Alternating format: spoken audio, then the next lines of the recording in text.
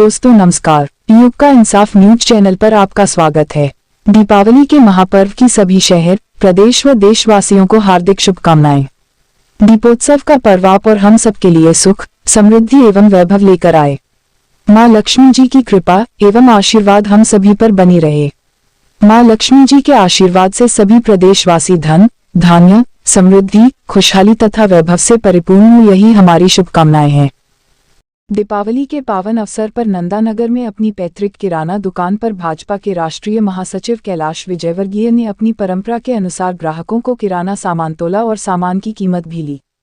इसके पश्चात श्री विजयवर्गीय ने मीडिया से चर्चा करते हुए सभी को दीपावली की शुभकामनाएं दी। बीजेपी के राष्ट्रीय महासचिव कैलाश विजयवर्गीय ने धनतेरस के अवसर पर अपनी पुश्तैनी दुकान पर बैठकर किराना सामान बेचा। गौरतलब है कि काकाजी की किराना दुकान विजयवर्गीय की काकीजी ने नंदानगर में शुरू की गई थी। किराना दुकान पर मीडिया से चर्चा में विजयवर्गीय ने कांग्रेस पर जमकर साधा निशाना, वहीं प्रधानमंत्री नरेंद्र मोदी की जमकर तारीफ की।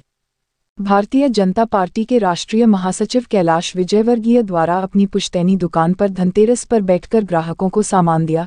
इस दौरान विजयवर्गीय ने दीपावली पर्व पर देश में छाया उल्लास को लेकर प्रधानमंत्री नरेंद्र मोदी की जमकर तारीफ की। विजयवर्गीय ने कहा कि जहां पूरा विश्व मंदी के दौर से गुजर रहा है, वहीं दीपावली पर्व पर देश में बड़ी रौनक नजर आ रही है। यह सब प्रधानमंत्री नरेंद्र मोदी की जन कल्याणकारी योजनाओं के कारण ही संभव हो पाया है। वर्ल्ड कप में भारत पाकिस्तान क्रिकेट मैच को लेकर विजयवर्गीय ने कहा कि खेल को खेल की भावना से देखना चाहिए, खेल को किसी देश की सीमा पर नहीं बांधना चाहिए। अगर कोई देश कथनी और करनी में अंतर रखे तो सरकार निर्णय ले सकती है। पीएफआई को लेकर विजयवर्गीय ने कहा कि पीएफआई जैसे संगठन देश की आंतरिक सुरक्षा के लिए एक बड़ा खतरा है। जिस तरीके से पीएफआई का एजेंडा 2047 तक भारत को इस्लामिक राष्ट्र बनाने का था, वहीं हमारे देश के प्रधानमंत्री नरेंद्र मोदी आज़ादी के 75 वर्षगांठ को अमृत उत्सव के रूप में मना रहे हैं। हम देश को आने वाले 25 वर्षों में भारत को विश्व गुरु बनाने की ओर ले जा रहे हैं, लेकिन पीएफआई अपने एजेंडे में देश को इस्लामिक राष्ट्र बनाना चाहता है। यह समाज और सरकार के लिए गलत स्थिति है। मैं धन्यवाद देता हूं प्रधानमंत्री नरेंद्र मोदी को व गृह मंत्री अमित शाह को, जिन्होंने पीएफआई जैसे संगठन पर बैन लगाकर उनके छुपे कार्यकर्ताओं को सलाखों तक पहुंचाने का काम किया है।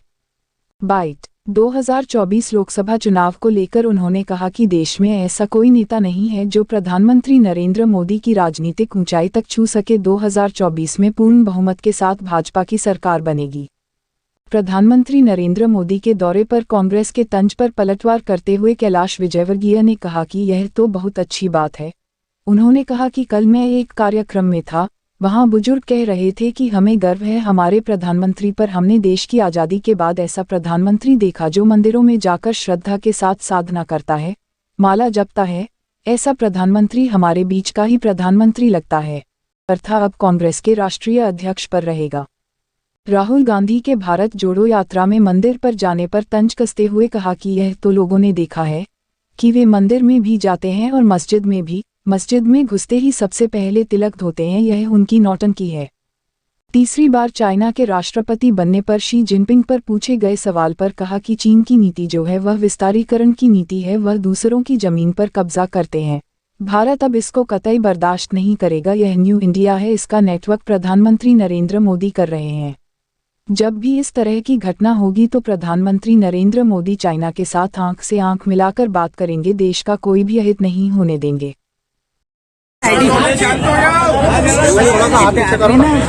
दीपावली के इस पावन पर्व पर आप सभी को बधाई, आपके दर्शकों को बहुत बधाई।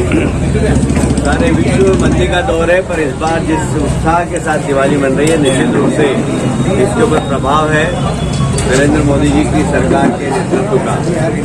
मैं कह सकता हूं कि दुनिया के अंदर बहुत मंदी है, पर जिस प्रकार उत्साह के साथ दीपावली मन रही है, मोदी जी को भी धन्यवाद देना चाहता हूं। इस देश की जनता को भी दीपोत्सव के अवसर पर बहुत बहुत बधाई। आने वाला वर्ष सबके लिए बहुत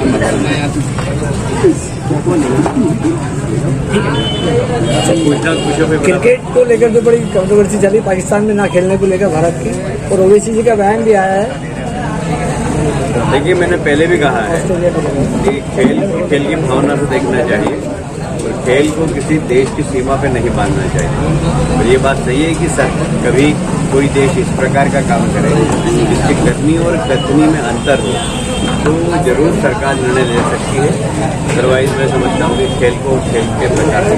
मोदी जी आज दिवाली मना रहे हैं, छोटी दिवाली। पीएफआई का 3 स्टेट का नासिर नदवी कोऑर्डिनेटर है, 20 बार भोपाल आया है, मालूम थोड़ा सा मीटिंग कर रहा है। 1.5 साल से उसको यहाँ पे काफी एक्टिव रहा है, उसने गिरफ्तार किया। इस पूरे पीईपी को कैसे देखते हैं? देखिए, पीएफआई जैसे संगठन इस देश के अंदर इस देश की आंतरिक सुरक्षा के लिए बहुत खतरा है। और जिस तरीके से पीएफआई का पूरा एजेंडा देखा है, जिन्होंने हमारे देश के प्रधानमंत्री ने आज़ादी का अमृत महोत्सव बनाया और अभी जो समय चल रहा है वो अमृत काल का है कि हम आने वाले इन 25 वर्षों में देश को इतना आगे ले जाएं कि हमारा जो सपना है कि हम भारत को विश्व गुरु बनाएं, ऐसा देश बनाए। पर पीएफआई ने अपने एजेंडे में लिख रखा है कि 2045 तक इस देश को इस्लामिक स्टेट बनाना। मैं समझता हूँ ये एक समाज के लिए और सरकारों के लिए भी अलार्मिंग स्थिति है और ऐसे संगठन के खिलाफ सख्त कार्रवाई करना चाहिए। और मैं धन्यवाद देना चाहता हूँ देश के प्रधानमंत्री और गृह मंत्री अमित शाह जी को, जिन्होंने पीएफआई पे प्रतिबंध भी लगाया और उसकी हिडन एजेंडा है, हिडन जितने कार्यकर्ता है उनको खोजने का लेना ये प्रयास भी कर रहे हैं।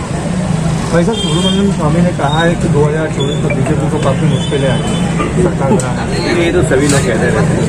मैं समझता हूँ कि अभी देश के पास ऐसा कोई नेता नहीं है जो नरेंद्र मोदी जी की जो राजनीतिक ऊंचाई है उसको छू सके। इसलिए 2024 में फिर से भारतीय जनता पार्टी की सरकार बनेगी और बहुत बहुमत के साथ। मोदी जी आज अयोध्या में दिवाली मना रहे हैं और लगातार अपने कांग्रेस भी आरोप लगा रही है कि मतलब कंटिन्यू जो अपने दौरे चल रहे हैं मोदी जी के। नहीं, ये तो बहुत अच्छी बात है। मैं तो समझता हूँ कि कल ही मैं कहीं पर था और वहाँ तक कह रहे थे कि हमें गर्व है हमारे प्रधानमंत्री पर। मैं एक सामाजिक कार्यक्रम में था तो वहाँ बुजुर्गों ने कहा कि हमें गर्व है हमारे प्रधानमंत्री पर। हमने देश की आज़ादी के बाद पहला ऐसा प्रधानमंत्री देखा जो मंदिरों में जाके श्रद्धा के साथ पूजा करता है, त्रिपुटी लगाता है, साधना करता है, माला जपता है। तो ऐसा लगता है कि हमारे बीच का ही प्रधानमंत्री तो इस देश की भावना के अनुरूप इस देश के प्रधानमंत्री काम करते हैं। और आप सभी जानते हैं कि आक्रांताओं ने जब हमारे देश पे हमला किया था तो हमारे आस्था के केंद्र जितने भी थे, चाहे राम मंदिर हो, चाहे बाबा विश्वनाथ का मंदिर हो, सभी मंदिरों को कभी खंडित किया है, कभी उस पर कब्जा किया है। पर हमें गर्व है कि मोदी जी के प्रधानमंत्री बनने के बाद इस देश के सारे आस्था के केंद्रों का विकास हो रहा है, चाहे केदारनाथ हो, चाहे बद्रीनाथ हो, चाहे सोमनाथ हो, चाहे महाकाल मंदिर हो, चाहे बनारस का मंदिर हो। सारे मंदिरों का विकास कार्य देश में तो हो रहा है पर अब विदेश में भी मंदिर बन रहे हैं। जैसे आबू धाबी में बहुत अच्छा एक मंदिर बन रहा है। तो ये बहुत हमारे आस्था के केंद्र हैं जो हमारी चेतना को जागृत करते हैं। सर हिमाचल प्रदेश विधानसभा को लेकर कांग्रेस ने अपने स्टार प्रचारकों की सूची जाहिर की। उसमें सोनिया गांधी का नाम नंबर 1 पर और कांग्रेस के जो नए अध्यक्ष बने हैं मल्लिकार्जुन खड़गे उनका नाम दूसरे स्थान पर है। उसको किस तरह से देखते हैं? मैंने पहले ही कहा कि वहाँ पर कांग्रेस में प्रोटोकॉल में गांधी परिवार हमेशा पहले ही आएगा, पहली बात।